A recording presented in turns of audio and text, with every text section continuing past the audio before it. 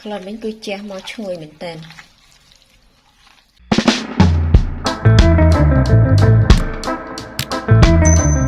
សួស្តីបងប្អូនចាថ្ងៃនេះនេះខ្ញុំមកធ្វើម៉ាំសាច់ត្រីឌៀបបងប្អូនចាហើយនេះខ្ញុំមានសាច់ត្រីឌៀបនេះសុទ្ធបងប្អូនចាយើងភ្លះឆ្អឹងចេញអស់ហើយមានចំនួន9ខាំចាហើយនេះខ្ញុំប្រើអំបិលនេះចំនួន1ខាំចាសម្រាប់សាច់ត្រីបងប្អូនប្រឡាក់ធ្វើមិនឲ្យប្រៃចាយើងអត់ប្រឡាក់យកសាបទេចាអញ្ចឹងជាដំបូងគឺនេះខ្ញុំចាប់ផ្ដើមហាន់សាច់ត្រីសិនណាចាសម្រាប់សាច់ត្រីនេះគឺយើងហាន់ស្ដើងបងប្អូនចាបងប្អូនចង់ធ្វើសាច់ត្រីទក់ក៏បានដែរចានិយាយទៅតាមចំណង់ចំណូលចិត្តណា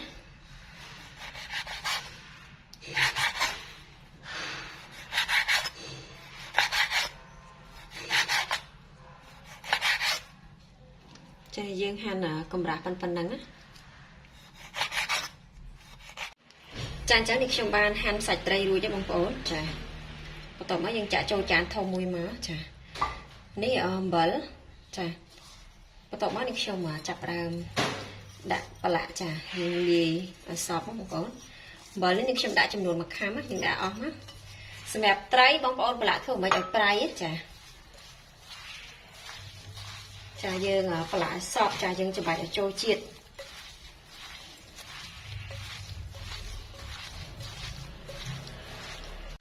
សម្រាប់ម៉ាំសាច់ត្រីឌៀបនេះគឺងាយស្រួលធ្វើបំផុតទេបងប្អូនចានិយាយទៅអត់ពិបាកធ្វើទេងាយទេបងប្អូនប្រឡាក់ធ្វើមិនឲ្យលាយអំបិលអស់ចា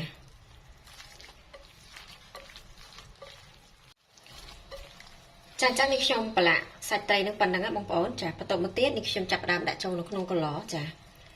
សម្រាប់កន្លបងប្អូនប្រើកន្លថ្មក៏បានកន្លជ័រក៏បានដែរចាឬក៏ជាប្រអប់ក៏បានដែរបិទធ្វើមិនកុំឲ្យខ្យល់ចូលបានទេចា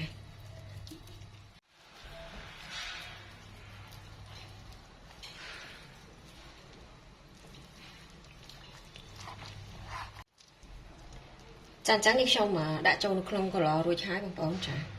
បន្ទាប់មកយើងបិទគម្របចាបន្ទាប់មកបងប្អូនយកกระดาษឬក៏កណាត់យកមកជូតកន្លឲ្យវាស្អាតមកការពារកុំឲ្យរុយទុំបងប្អូនចាអញ្ចឹងរួចរាល់ហើយបន្ទាប់មកយើងផ្អាប់ទុករយៈពេល1យប់ដើម្បីឲ្យសាច់ត្រីរបស់យើងរឹងយើងយកមកចាវជាមួយនឹងកលីងឬក៏រំដេងបងប្អូនចាអញ្ចឹងចាំស្អែកខ្ញុំបន្តវីដេអូទៀតចាសួស្តីបងប្អូនចានេះសាច់ត្រីដែលនេះខ្ញុំផ្អាប់ទុករយៈពេល1យប់ហ្នឹងឥឡូវនេះគឺគ្រប់1យប់បងប្អូនចាអញ្ចឹងនេះខ្ញុំចាក់ដាក់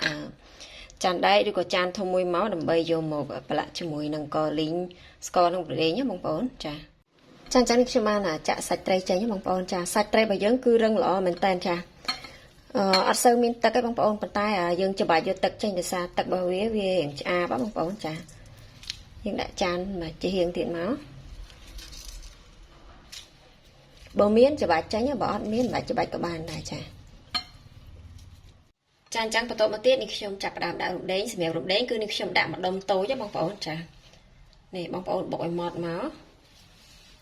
ចាយើងច្របាច់ទឹកវាចេញបន្តិចមកដើម្បីឲ្យមានក្លិនឈ្ងុយបងប្អូនចា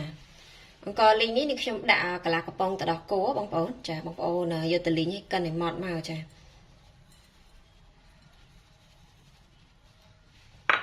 ហើយនេះគឺជាទឹកស្ករនេះខ្ញុំដាក់ប្រហែលជា1ខាំបងប្អូនចាយើងយកទៅកំឡោចនៅលើភ្លើងឲ្យក្រហមហើយបងប្អូនចាក់ទឹកចូលបន្តិចមកចា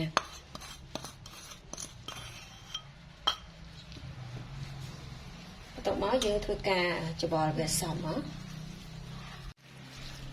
គ្រាន់តែចាក់រំដេងកលីងស្ករចូលបងប្អូននិយាយពីក្លិនវិញឈ្ងុយមែនតើចាសម្រាប់សាច់ត្រីនៅពេលដែលបងប្អូនប្រឡាក់ទៅវាចូលអំបិលល្អគឺសាច់វារឹងអញ្ចឹងបងប្អូនចាបើសិនជាបងប្អូនប្រឡាក់ស្ទើអំបិលគឺវាខ្សោះនិយាយទៅគឺផ្អកហ្នឹងចាម៉ាំហ្នឹងគឺខូចតែម្ដង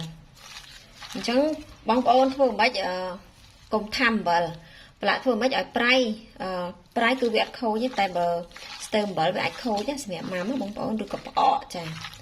និយាយទៅទាំងពីរប្រភេទហ្នឹងឲ្យតែស្ទើអំបិលគឺខូចហើយ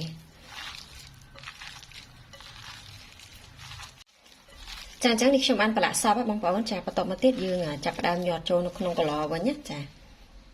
សម្រាប់កន្លនេះគឺនេះខ្ញុំដាក់រៀងធំជាងមុនបន្តិចបងប្អូនដោយសារនេះខ្ញុំដាក់មុនហ្នឹងវារៀងតូចអញ្ចឹងនេះខ្ញុំដូរចាបន្តមកយើងញាត់ចូលនៅក្នុងកន្លបងប្អូនចាបងប្អូនដាក់ចូលឲ្យញាត់ឲ្យណែនណាចា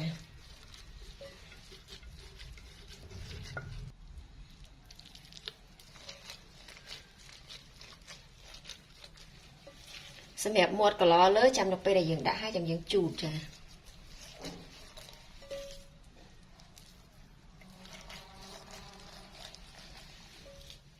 បន្ទាប់ពីនេះខ្ញុំញាត់សាច់ត្រីចូលហើយនេះខ្ញុំយកกระดาษឬក៏កណាត់ក៏បានដែរបងប្អូនចាយើងយកមកជូតមាត់កន្លឲ្យស្អាតមកចានិយាយទៅជូតឲ្យស្អាតហ្មង